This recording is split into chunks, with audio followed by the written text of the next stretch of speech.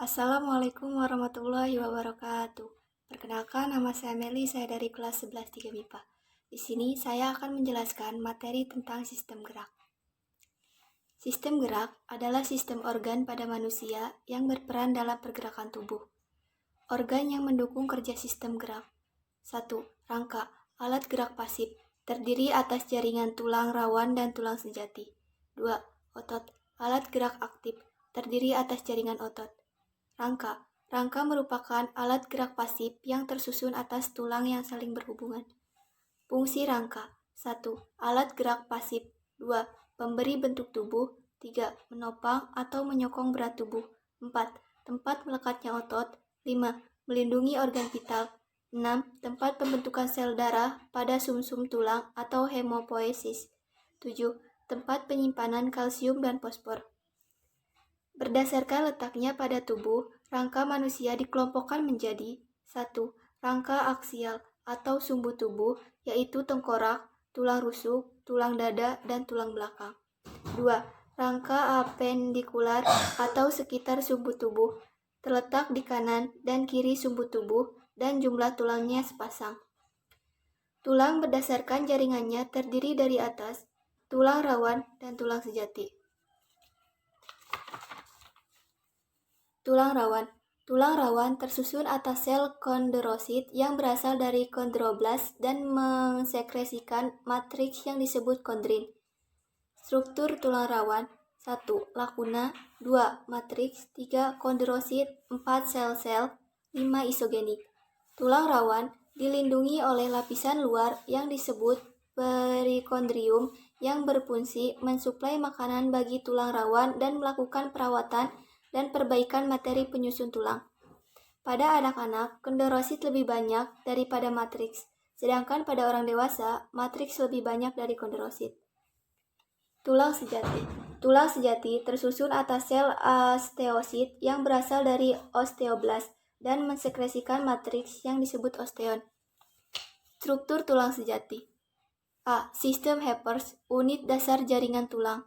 B. Saluran Hebers atau saluran pusat, berisi pembuluh darah dan saraf.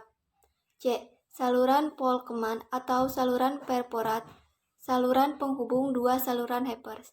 D. Lakuna, ruang tempat osteosit terletak. E. Canaliculi, struktur penghubung osteosit yang satu dengan osteosit lain. F. Lamella, lapisan konsentris matriks yang keras dan kuat. G. Lamella sirkumferensial. H. Lamella interstitial. I. Periosteum, selaput pembungkus tulang. Periosteum mengandung osteoklas yang berfungsi melakukan perawatan dan perbaikan materi penyusun tulang. J. Matriks, tersusun atas serabut kolagen dan mineral kalsium dan fosfor. Osifikasi atau klarifikasi adalah proses pembentukan tulang melalui pengerasan tulang rawan menjadi tulang sejati. Urutan proses osifikasi.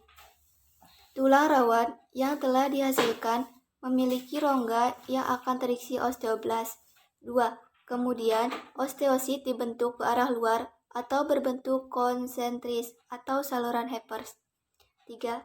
Di sekitar osteosit dibentuk matriks tulang dari senyawa protein yang mengandung kalsium dan fosfor. Berdasarkan matriksnya, tulang terdiri dari 1. Tulang kompak, tulang dengan matriks padat dan rapat, misalnya tulang pipa. 2. Tulang spons, tulang dengan matriks berongga, misalnya tulang pipih dan pendek. Berdasarkan bentuknya, tulang terdiri dari 1. Tulang pipa atau panjang, yaitu tulang yang berbentuk tabung dan pada umumnya berongga. Bagian-bagian tulang pipa: A. Episis proksimal, bagian ujung pembulat. B. Diapisis, bagian tengah. C. Episis distal, bagian ujung pipi. D. Metafisis atau cakra episis, bagian yang berkemampuan bertambah panjang. E. Tulang rawan hilalin. F.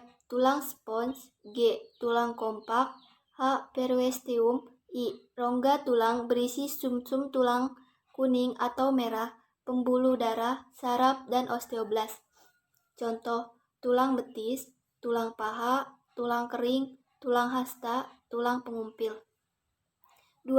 Tulang pipi yaitu tulang yang tersusun atas dua lempeng tulang kompak dan tulang spons. Di dalamnya terdapat sumsum tulang. Tulang pipi berfungsi sebagai penyusun dinding rongga, pelindung, dan penguat. Contoh, tulang rusuk, tulang belikat, dan tulang tengkorak. 3. Tulang pendek yaitu tulang yang berbentuk kubus bulat kecil atau paku. Contoh, tulang pergelangan dan telapak tangan dan kaki. 4. Tulang tak berbentuk yaitu tulang yang berbentuk tidak termasuk 3 kategori di atas. Contoh, tulang wajah, tulang rahang, tulang belakang, dan tulang pinggul. Mungkin hanya itu yang dapat saya jelaskan. Kurang lebihnya mohon maaf. Assalamualaikum warahmatullahi wabarakatuh.